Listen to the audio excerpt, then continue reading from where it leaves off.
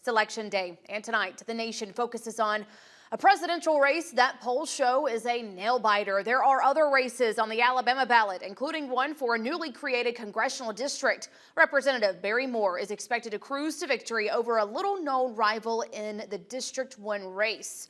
News 4's Beyla Walker is covering the Moore campaign, headquartered tonight in Baldwin County. Beyla Walker, what can you tell us? Yeah, Kinsley, Baldwin County is one of those counties that Moore inherited last year when Alabama redrew their voting lines. Now, while Moore is expected to win his third term tonight, things did not look so good for him a couple of months ago. In a tight primary race, Moore defeated incumbent District 1 Congressman Jerry Carl, who lives in the Mobile, Baldwin County area. That propelled him to his party's nomination in the general election, where Democrat Tom Holmes is running against him.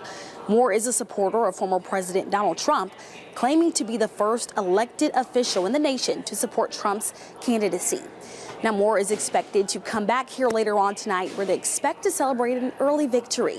In Robertsdale, I'm Beyla Walker, your hometown news leader. Beyla Walker, thank you. Before winning his first congressional term in 2020, Barry Moore served in the Alabama legislature.